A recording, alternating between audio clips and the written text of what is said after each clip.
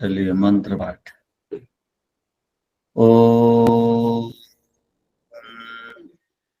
सहनावतु सहनौ भुनक्तु सह वीर्यं करवावहै तेजस्विनावधीतमस्तु मा विद्विषावहै। ओम शांति शांति शांति। प्रथम अध्याय में महत्वपूर्ण विषय प्रमाण विषय, ज्ञान प्राप्ति में सहायक प्रमाण है, इस पर हम विचार कर रहे हैं। प्रमाण 3 प्रकार के होते हैं। वैसे प्रमाण 4 प्रकार, 5 प्रकार, 6 प्रकार, 8 प्रकार तक के होते हैं। शास्त्रों में, भिन्न भिन्न शास्त्रों में इन प्रमाणों की संख्या अलग अलग है, किंतु सांख्य दर्शन में 3 प्रमाणों के द्वारा ही हम जीवन का लक्ष्य को प्राप्त कर लेते हैं। जो ज्ञान हमको जरूरत है, आत्मा को, ज्ञान सुख प्राप्ति में कारण है। अज्ञान दुख देता है, ज्ञान सुख देता है। ज्ञान प्रमाणों से मिलता है, इसलिए प्रमाणों को जानना जरूरी है। कितने प्रमाणों को जानना जरूरी है? तो सांख्यकार कहते हैं 3 प्रमाणों को जानना जरूरी है।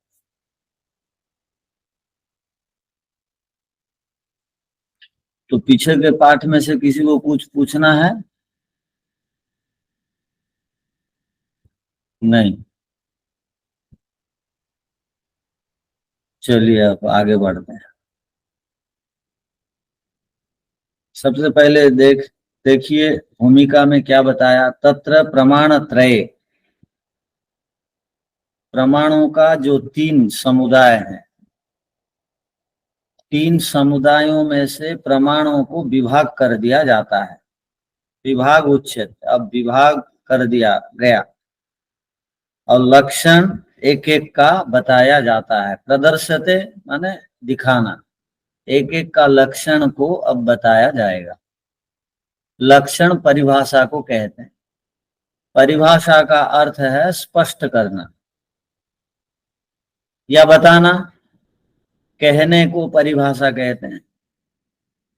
अब कहा जाएगा, एक एक की परिभाषा बताई जाएगी, एक एक का लक्षण अर्थात परिभाषा बताएंगे। उनमें प्रथम, उन प्रमाणों में प्रथम प्रमाण क्या है, इस सूत्र को आप याद कर लेंगे, बड़ा महत्वपूर्ण है और इसको समझने के लिए प्रयत्न करिए। प्रमाणों के बिना यदि आरोप प्रत्यारोप कोई करता है, प्रमाणों के बिना यदि कोई कुछ कहता है, तो उसके ऊपर विश्वास नहीं करना चाहिए। लोग स्वतंत्र हैं, कुछ भी बोलेंगे, कुछ भी लिखेंगे, किंतु प्रमाणों को जानने वाला उन पर ध्यान नहीं देगा। और प्रमाणों को जान लेने से हम और गलत नहीं बोलते और गलत नहीं लिखते और गलत बोध नहीं होता। जब तक प्रमाणों को नहीं जानते हैं, गलत लिखते, गलत समझते, गलत बोलते और गलत निर्णय लेते हैं। इसलिए प्रमाणों को ठीक ठीक जान लेना चाहिए। तो क्या कहा गया देखिए, यत् संबंध सिद्धम, यत् संबंध सिद्धम, इसका अर्थ क्या हुआ? जो संबंध से सिद्ध होता है। ध्यान रखिए, ये सूत्र का अर्थ अब पूछूंगा पढ़ाने के बाद है। यत माने जो, संबंध माने जुड़ने के बाद, हम किसी से जुड़ जाते हैं, हम अपनी इंद्रियों को किसी वस्तु के साथ जोड़ देते हैं, तो उसको बोलते हैं संबंध। जोड़ देने के बाद सिद्धम प्रकट होता है, उत्पन्न होता है। क्या उत्पन्न होता है? तो कहा विज्ञानम, एक विशेष प्रकार का ज्ञान उत्पन्न होता है।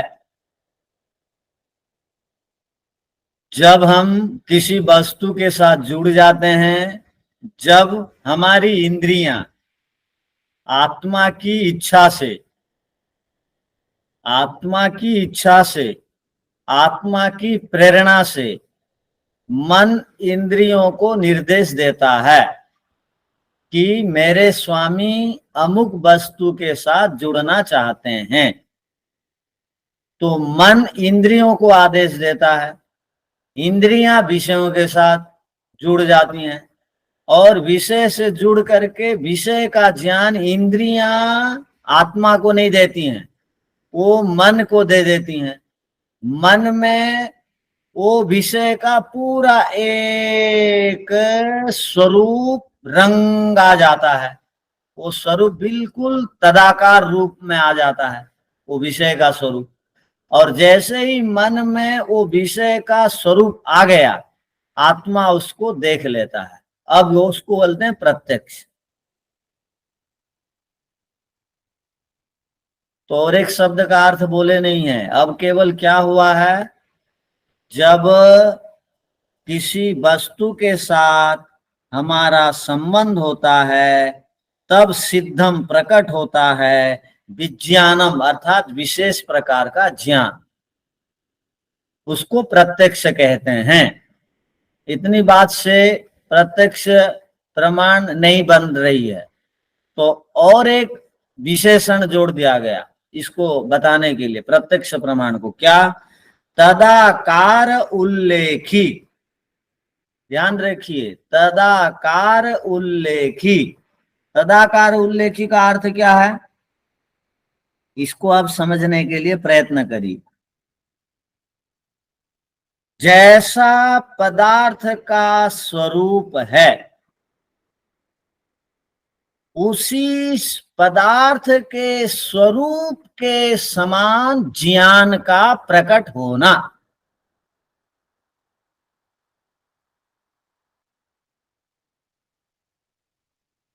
बात समझ में आई या दोबारा बोलूं? पदार्थ का जो स्वरूप है, अब आपके सामने पुस्तक है, पुस्तक का स्वरूप कैसा है? पुस्तक का स्वरूप जैसा है, वो सफेद रंग की है, उसमें 150 पृष्ठ हैं और जील्द वाली पुस्तक है। ये स्वरूप जैसा है पुस्तक का, वही स्वरूप वैसे को वैसे यदि प्रकट हो जाता है, ज्ञान हो जाता है, तो उसी को प्रत्यक्ष प्रमाण कहते हैं।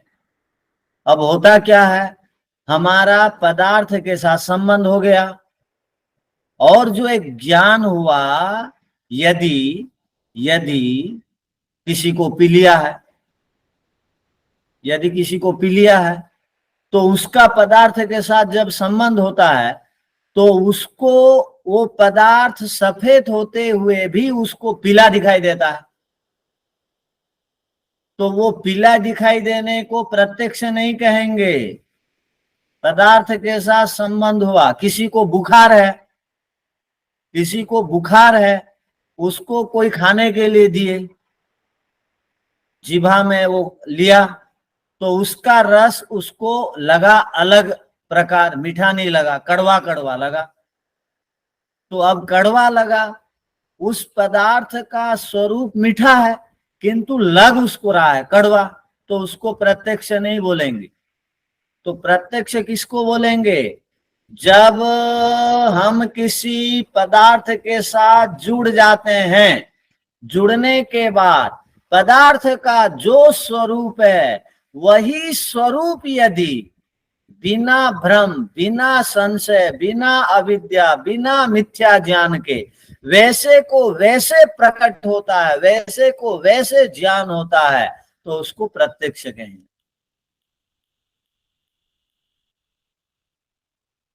अब आप में से कौन समझ लिए हैं? चलिए बोलिए। जब आत्मा किसी भी वस्तु के साथ जुड़ती है इन मन के माध्यम से, अर्थात जो मन है ना वो वस्तु के साथ जुड़ता है और वो जैसा स्वरूप है उस वस्तु का वैसा ही स्वरूप आत्मा ग्रहण करता है मन के द्वारा, बिना कोई संशय। तो उसको ही हम प्रत्यक्ष कहेंगे। ठीक है। कोई त्रुटि हो सकती है, बोलने में कुछ आगे पीछे हो सकता है। प्रयत्न किया है। पूरा नहीं बोलिए आप। मन मन जब आत्मा के साथ जिस किसी भी वस्तु के साथ उसका संबंध होता है इंद्रिय के माध्यम से, तो इंद्रिय उसको वस्तु का ज्ञान दे देता है मन को। मन उसी हिसाब से आत्मा को वो स्वरूप का प्रकट कर लेता है। वो जो ज्ञान आता है उसको प्रत्यक्ष ज्ञान प्रत्यक्ष प्रमाण बोलते हैं। ये भी कुछ एक प्रकार है। जी जी, ये भी एक प्रकार। हम बताएं सर, आप बताइए। जैसा पदार्थ का स्वरूप है उसी पदार्थ के स्वरूप के समान ज्ञान का प्रकट होना, उसी को प्रत्यक्ष प्रमाण कहते हैं। चलो, यथ संबंध सिद्धम को आपने छोड़ दिया। हाँ, जो संबंध से सिद्ध होता है, प्रकट होता है, विशेष प्रकार का ज्ञान जैसे जुड़ने के बाद उत्पन्न होता है, जब हमारी आत्मा की इच्छा से, तब उसी को पूर्ण कहते हैं और हमें पूरा नहीं। चलो आचार्य जी मैं बोलूं? बोलिए। यह अर्थात जो संबंध से सिद्ध होता है, क्या उत्पन्न होता है ना, एक विशेष प्रकार ज्ञान उत्पन्न होता है। जैसे आत्मा के इच्छा से मन इंद्रिय को आदेश देता है, इंद्रियों विषय के साथ जुड़ जाता है, विषय के बारे जो ज्ञान आत्मा को उपलब्ध होता है, अर्थात वस्तु या पदार्थ जैसे है व स्वरूप जैसे है, उसको ऐसे व इसी रूप से प्रकट होना को प्रत्यक्ष कहा जाता है। और ये जो ज्ञान है ये भ्रांति रहित है और संशय रहित है। इस ज्ञान को प्रत्यक्ष ज्ञान व प्रत्यक्ष प्रमाण कहा जाता है। ठीक है। तो तदाकारो लेखी, वस्तु यदि लाल रंग की है तो उसको लाल रंग ही दिखाई दे, हरा नीला दिखाई ना दे। तदाकारो लेखी, वही रंग प्रकट हो। तो इंद्रियों का सीधा संबंध आत्मा के साथ नहीं है, मन का आत्मा के साथ सीधा सीधा संबंध है। तो इंद्रियां विषयों को लेकर के मन को दे देती हैं, बस मन उस रंग से रंग जाता है, वही रंग को आत्मा देखती है और उसी को प्रत्यक्ष कहते हैं। क्या बोल रहे हैं आप? आचार्य जी यहाँ पे बुद्धि का, फिर बुद्धि भी तो हमें डायरेक्ट ज्ञान कराती है ना। हाँ, मन विषय को ले आया इंद्रियों के माध्यम से, अब वो केवल निर्णय लेगी, इसको ग्रहण करता हूं, बस इसको छोड़ता हूं, इसको ले जाता हूं, वो बस इतना ही काम है। ठीक है। आचार्य जी, जैसा मन आत्मा को दिया ज्ञान, वो ज्ञान से उसी ज्ञान के हिसाब से वो रंगायित हो जाता है, जैसे को तैसा। तो आचार्य जी यहाँ पे बुद्धि का रोल यही इतना ही है कि आत्मा ने इच्छा की, मन ने आत्मा की बात को माना, मन ने इंद्रियों के साथ संपर्क किया, उस वस्तु ने का जो स्वरूप था वो स्वरूप मन ने ग्रहण किया, बुद्धि ने निर्णय ले लिया कि बस ये वस्तु ऐसी की ऐसी ही है, और उसके पश्चात वो आत्मा ने उसको साक्षात कर लिया, अर्थात उसका प्रत्यक्ष कर लिया। तो मन मतलब बुद्धि का बस इतना ही है कि वो निर्णय कर लेता है कि ये वस्तु पुस्तक है, ऐसी है। आपकी इच्छा थी, बुद्धि बोल रही है आत्मा को, आपकी इच्छा थी ना उस पदार्थ को देखने की, वो मन वो काम कर चुका है इंद्रियों की सहायता से। अब मन में जो विषय के रूप प्रकट हैं उसी को आप ग्रहण कर लो, बस वो प्रत्यक्ष हो गए। अब सूत्र का अर्थ लिख लीजिए। आचार्य अच्छा, जी फिर इसमें ही ज्ञान और अज्ञान का फर्क पड़ेगा ना? क्या? इसमें जब आत्मा प्रत्यक्ष करता है तो आत्मा के नॉलेज का लेवल जितना होगा मीन्स, तो उसी लेवल से वो प्रत्यक्ष करेगा। मीन्स यहाँ पे विवेक और अज्ञान वगैरह, मीन्स मन उसमें घुल मिल जाता है, आत्मा को नहीं घुल मिल जाना चाहिए, आत्मा को साक्षी बनकर देखना चाहिए। तो यहाँ पे फिर वो प्रत्यक्ष आत्मा के ज्ञान अनुसार ही होगा। ऐसा है क्या? एक मोटी मोटी परिभाषा यहाँ पर बताई गई कि प्रत्यक्ष किसे कहते हैं, और इंद्रियां जैसी देखेंगी या ग्रहण करेंगी वैसा ही मन उसको स्वीकार करेगा और आत्मा उसको देख करके जान लेगी, वो गलत चीज हो सही चीज। ये मोटी परिभाषा हो गई प्रत्यक्ष की। अब क्या लेना है क्या नहीं, अब वो बुद्धि के अनुसार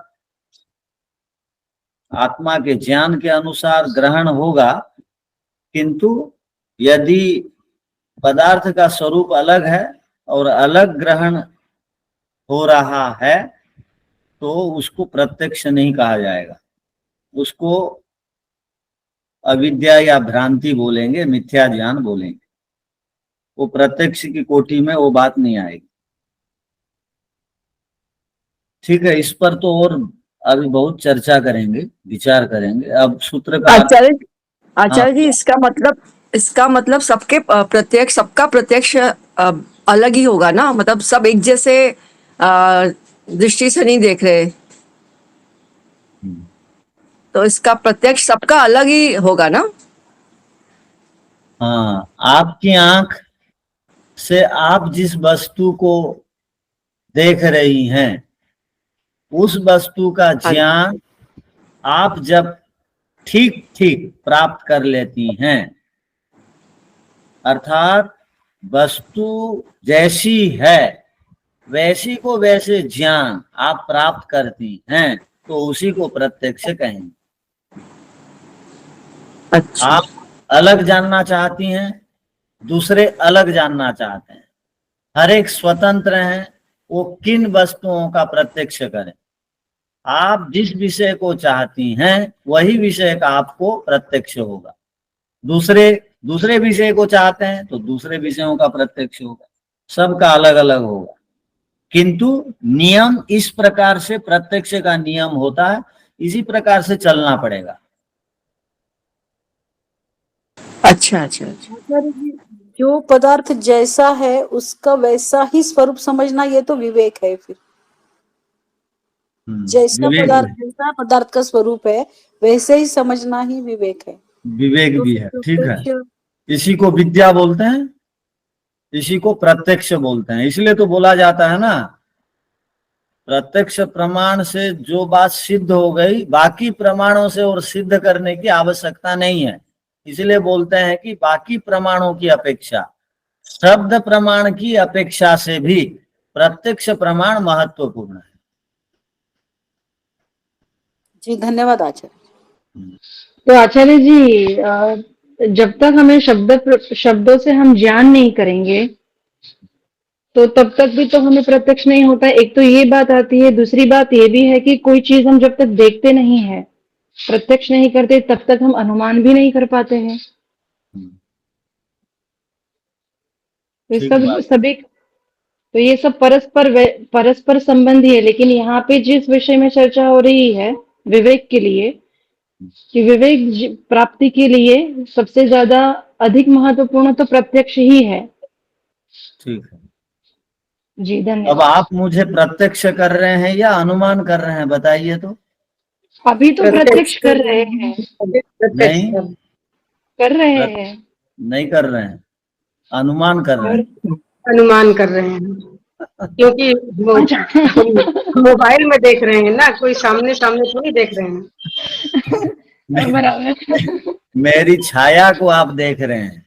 हाँ, जो लाइव टेलीकास्ट देखते हैं तो क्या वो प्रत्यक्ष थोड़ी है, नहीं नहीं नहीं, प्रत्यक्ष वो नहीं अनुमान। है। जी, तो ये भी अनुमान है। आप मुझे अब क्या सोच रहे हैं, अनुमान कर रहे हैं वो आचार्य जी अब किस में बैठे हैं, वो किधर देख के पढ़ा रहे हैं, क्या कर रहे हैं। और मेरे सामने बैठते तो ये सारी बातें नहीं रहती हो। जी, सब देखते हैं ना तभी तो। ठीक है, ठीक है, इस पर बहुत प्रश्न आएंगे मुझे पता है। पहले सूत्र का अर्थ लिख लीजिए, उसके बाद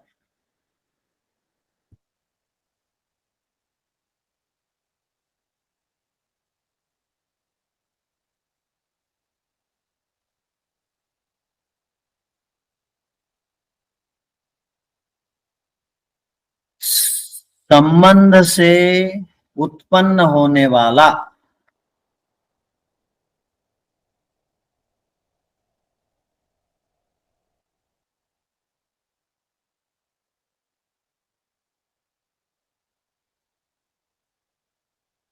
पदार्थ के स्वरूप बराबर आकार के अनुसार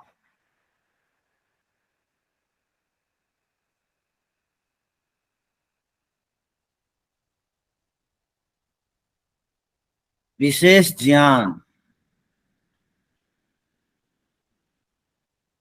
विशेष ज्ञान को प्रत्यक्ष कहते हैं।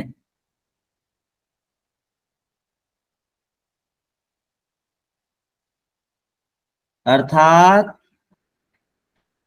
किसी भी पदार्थ के साथ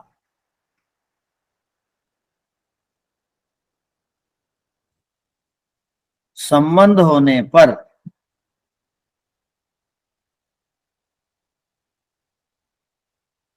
उस पदार्थ का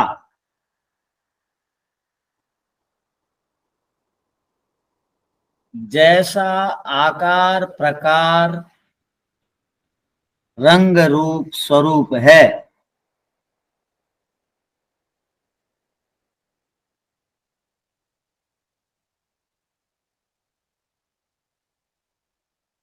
उसी आकार प्रकार स्वरूप को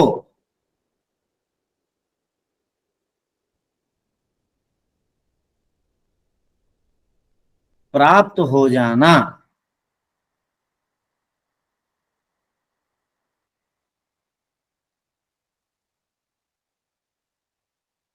इसी विशेष ज्ञान से युक्त हो जाना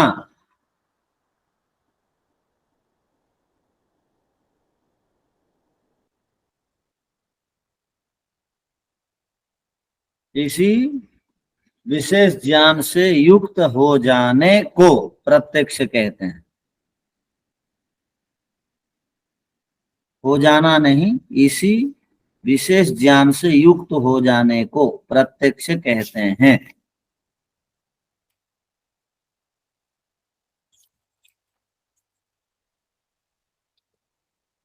अर्थात जिस भी वस्तु के संबंध से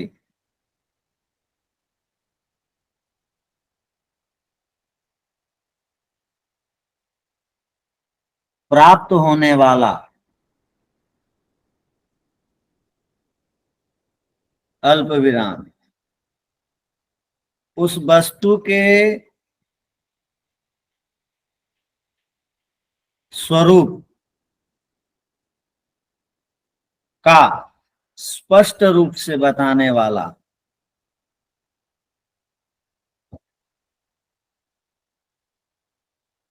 जो विशेष ज्ञान है,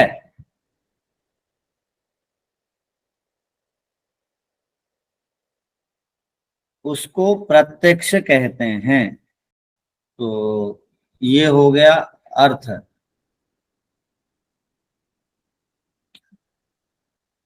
पदार्थ के साथ इंद्रिय का संबंध हो गया, और बिना इंद्रिय के संबंध से भी ज्ञान उत्पन्न होता है, ध्यान रखिए। पदार्थ के साथ सीधा सीधा इंद्रिय का संबंध बिना हुए भी ज्ञान होता है, उसको अनुमान बोलते हैं। अब इंद्रिय का सीधा सीधा डायरेक्ट साक्षात संबंध हुआ तो इसको प्रत्यक्ष बोलेंगे। इंद्रिय का सीधा संबंध नहीं होने को और जान लेने को अनुमान बोलेंगे। आप बोलेंगे कैसे? सुनिए। अब आपका सीधा मेरे साथ संबंध नहीं है तो भी ज्ञान हो रहा है।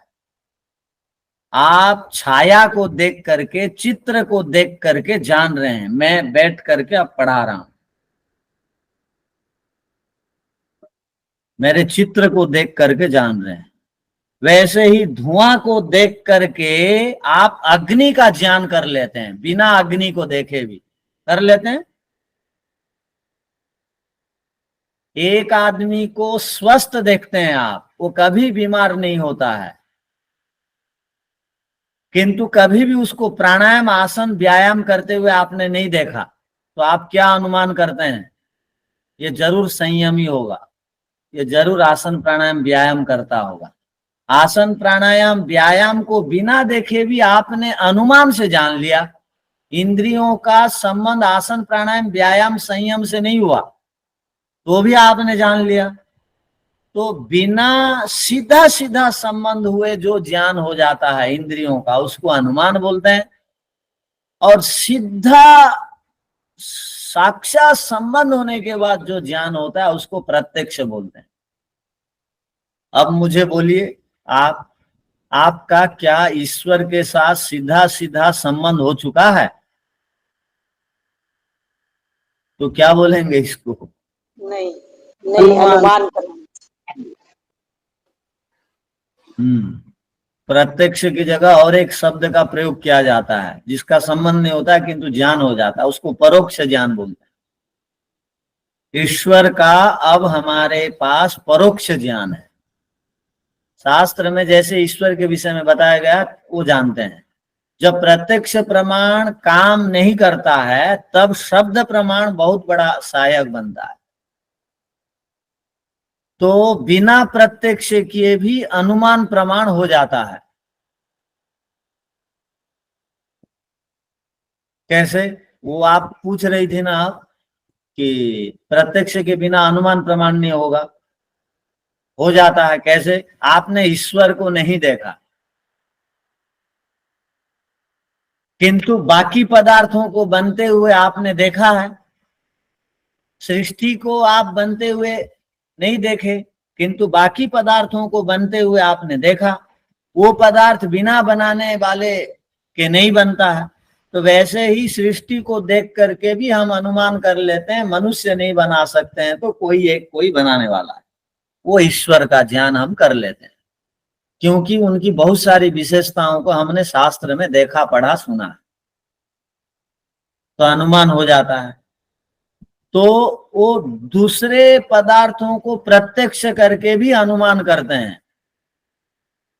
रोटी बिना बनाए बनती नहीं, बनाने वाला चेतन होता है, पाचक होता है, माताजी होती है, उसको आपने देख रखा है तो उसको देख करके आपने प्रत्यक्ष कर लिया है। रोटी बिना बनाए नहीं बनती, बनाने वाली माँ है। तो अब सृष्टि को हमने नहीं देखा बनाते हुए, तो अब हमने अनुमान किया कि सृष्टि को कोई नहीं बना सकता है क्योंकि सूर्य जो है पृथ्वी से भी 13 लाख गुना बड़ा है, तो उससे कोई बड़ा होगा तब कौन होगा? कोई जीवात्मा तो हो नहीं सकती। तो ईश्वर का हम अनुमान करते हैं। तो ईश्वर का जो अनुमान कर रहे हैं ये ईश्वर का परोक्ष ज्ञान है, प्रत्यक्ष नहीं हुआ। प्रत्यक्ष कब होगा? जब हम समाधि लगाएंगे।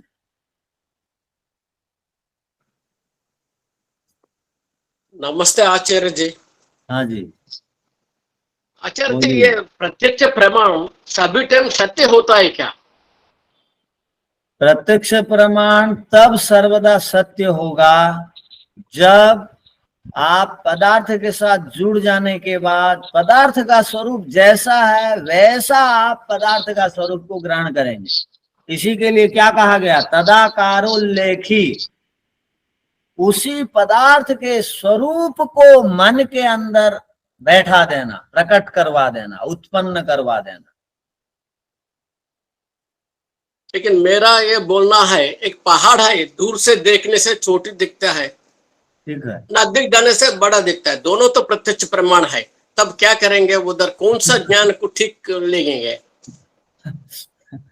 दूर से देख करके अनुमान करते हैं, सामने से जाने से प्रत्यक्ष होता है। तो जब तक आप सामने नहीं जाएंगे, दूर से देखेंगे, साक्षात प्रत्यक्ष इंद्रियों, दिखाई देता है। नहीं, साक्षात इंद्रियों के साथ हम पहाड़ को जोड़ नहीं पाते हैं दूर से। कई बार वो वहां पर हम क्या समझते हैं, वो छोटा रूप में दिखता है तो वो हम लोग समझ लेते हैं वो ये पेड़ का आकार ऐसा ही होगा, वहां संशय रहता है। थोड़ा भी यदि संशय हुआ ना तो वो प्रत्यक्ष कोटि में नहीं आएगा। आप सूर्य मुझे दिखाई ये देता है बताइए, चोटी, सुनिए, सूर्य दिखाई आप देता है मुझे चोटी। ये बताइए, आप मुझे ये बताइए, जब आप पहाड़ के साथ जुड़ जाते हैं तब आपका किसी भी प्रकार का भ्रम संशय रहता है कि नहीं मन में? मैं जैसा सोच रहा हूं वैसा ही होगा सामने जाने पर या कुछ अलग होगा, ये विचार है तो वो प्रत्यक्ष नहीं है। अच्छा, हाँ, हाँ, दूर से देखना संशय रह जाता है, रहता है तो प्रत्यक्ष नहीं है। इसलिए तो यहाँ क्या कहा गया, तदाकारोल्लेखी, पदार्थ का स्वरूप जैसा है, संशय रहित ज्ञान, तदाकारोल्लेखी, विशेष ज्ञान, अर्थात उसमें और कोई अविद्या नहीं, मिथ्या ज्ञान नहीं, विज्ञानम का, तब वो प्रत्यक्ष कोटि में वो बात आई। संशय है तो प्रत्यक्ष नहीं है। जैसे कल भी आपको निवेदन किया गया था कि आप अंधेरे में जा रहे हैं, पूरा प्रकाश नहीं है, आपने क्या समझ लिया, वो रस्सी पड़ी हुई है, उसको सांप आप समझ लेते हैं, और बाद में आने के बाद, वो जाने के बाद आप द्वंद में रहते हैं, संशय में, क्या अभी जो मैं जिसको देखा वो रस्सी है या ये रोड के ऊपर लोग आना जाना कर रहे हैं, वो सांप तो इससे पहले गाड़ी गई, अब वो सांप तो नहीं होना चाहिए, या रस्सी, पता नहीं क्या है, ये पता नहीं क्या है, ये जो बात आ गई मन में ना, ये प्रत्यक्ष में बाधक है। ठीक है, अब भाष्य देखिए,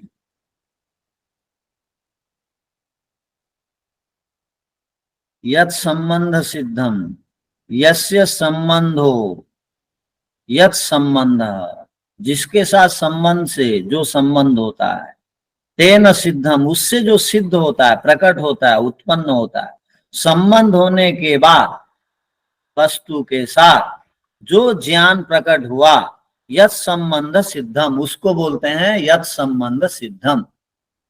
इसको समझिए, अगले सूत्र के साथ ये शब्द का संबंध है, यत् संबंध सिद्धम, यत् माने जो पदार्थ के साथ मेरा संबंध हुआ, उससे जो ज्ञान हुआ, उसको यत् संबंध सिद्धम बोलेंगे।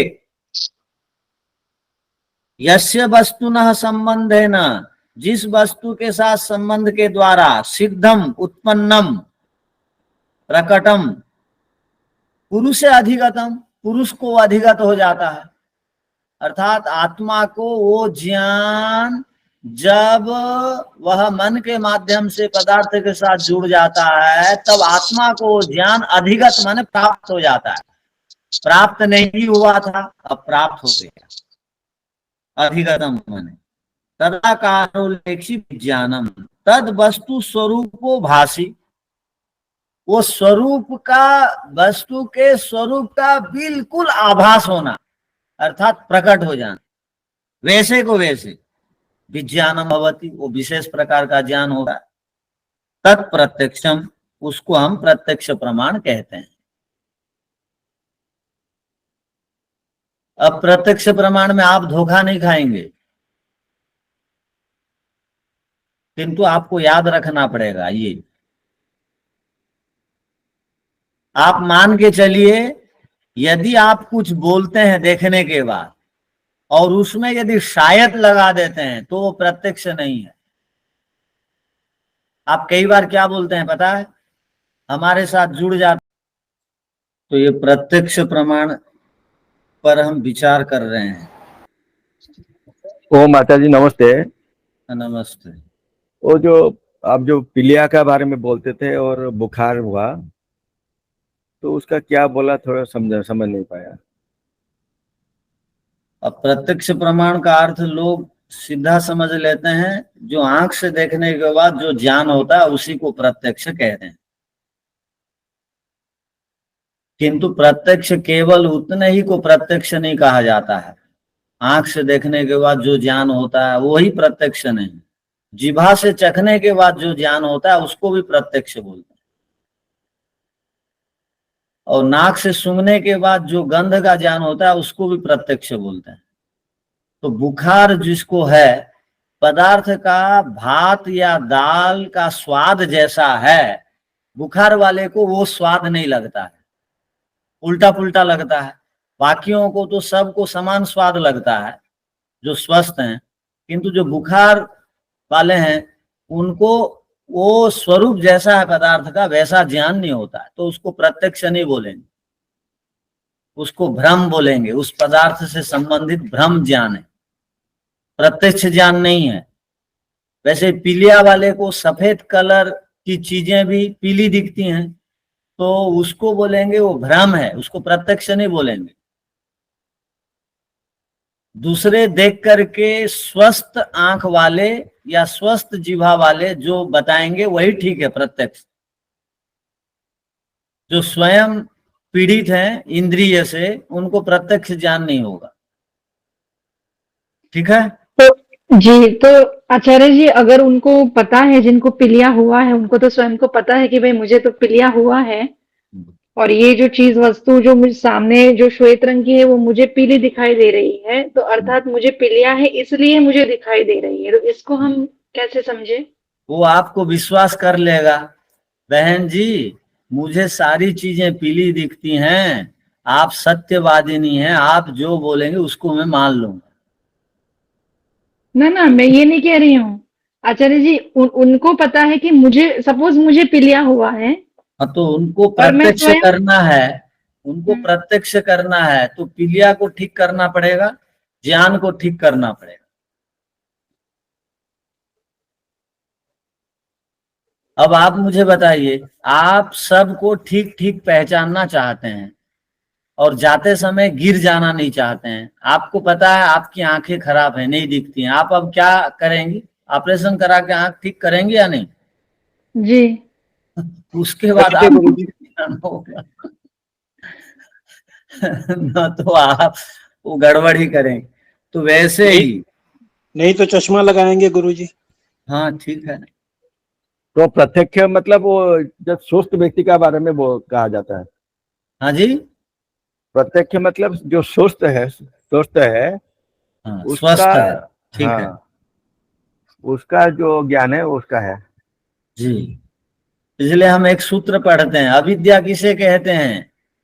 तो एक सूत्र आता है, इंद्रिय दोषा संस्कार दोषाच अविद्या। इंद्रिय दोष के कारण भी अविद्या उत्पन्न होती है, संस्कार दोष के कारण भी अविद्या उत्पन्न होती है। ठीक है। इंद्रियां नहीं दिखेंगी तो अविद्या मिथ्या ज्ञान उत्पन्न होगा, सारी चीजें उल्टी सीधी दिखेंगी। तो अब उल्टी सीधी ना दिखें इसलिए इंद्रियों को ठीक पहले करने की आवश्यकता है, और इंद्रियां ठीक रहती हैं आसन प्राणायाम और ठीक भोजन करने से।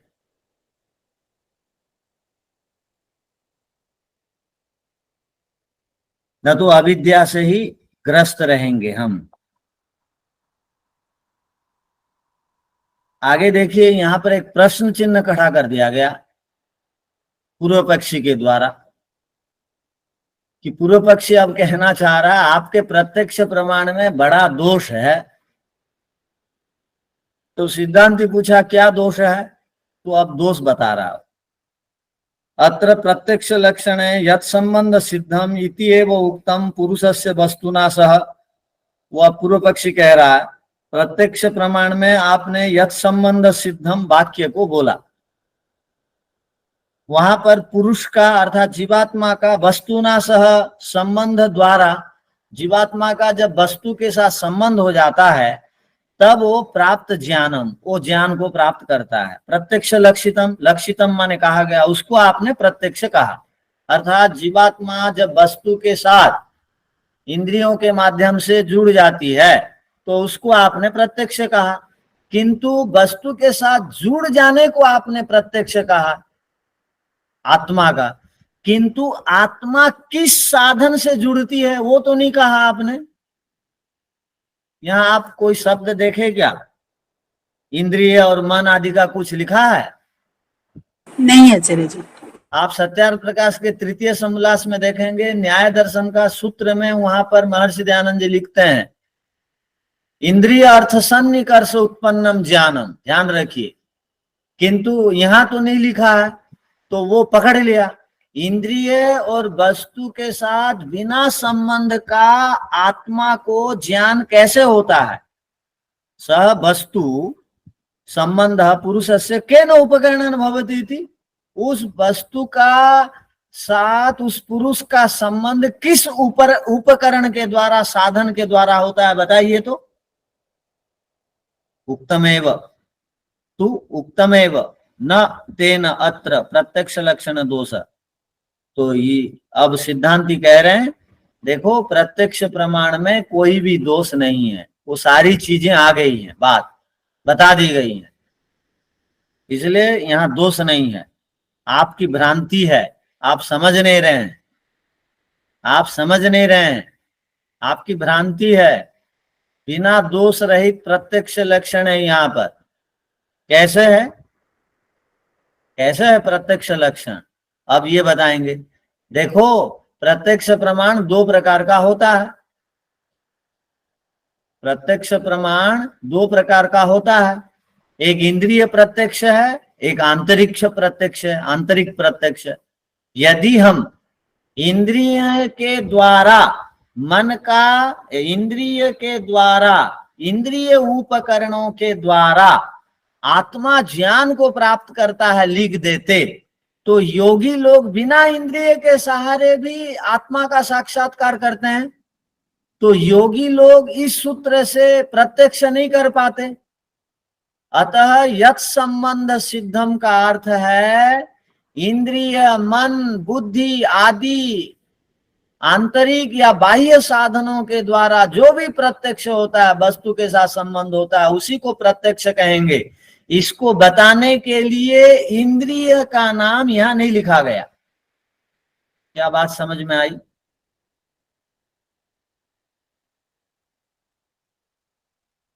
एक बार में नहीं भी आती है तो मत घबराना। क्या बोल रहे हैं यहाँ पर, इसको केवल समझ लीजिए, बाकी तो विस्तार से देखेंगे आगे। ये बोल रहे हैं प्रत्यक्ष प्रमाण दो प्रकार का होता है, एक आंतरिक प्रत्यक्ष, एक बाह्य प्रत्यक्ष। यदि सूत्र में इंद्रिय शब्द लिख लेते तो क्या समस्या होती पता है? योगी लोग बिना इंद्रिय की सहायता से भी प्रत्यक्ष करते हैं, उनका भी प्रत्यक्ष है। तो आपने प्रत्यक्ष लक्षण में इंद्रिय के द्वारा आत्मा को जो ज्ञान होता है उसको प्रत्यक्ष कहते हैं। यदि इंद्रिय शब्द जोड़ देते तो योगी लोग जो आंतरिक के प्रत्यक्ष करते हैं, आत्मा के द्वारा ईश्वर का साक्षात्कार करते हैं, वो प्रसंग यहाँ नहीं आता। तो योगी लोग प्रत्यक्ष नहीं कर पाते, योगी लोग के लिए कोई भी चीज प्रत्यक्ष नहीं हो पाती। तो योगी लोग भी और सांसारिक लोग भी, दोनों प्रकार के लोग प्रत्यक्ष करें, इसलिए यत् संबंध सिद्धम शब्द लिख दिया गया। यत् संबंध सिद्धम का अर्थ यही होगा कि आत्मा जब वस्तुओं के साथ जुड़ जाती है, जुड़ने के बाद जो ज्ञान प्राप्त करती है उसको प्रत्यक्ष कहते हैं, लिख देंगे। तो आत्मा ही इंद्रियों को प्रेरित करके वस्तुओं के साथ जुड़ती है, आत्मा स्वयं इच्छा करके ईश्वर का साक्षात्कार करता है, दोनों सिद्ध हो जाएगा।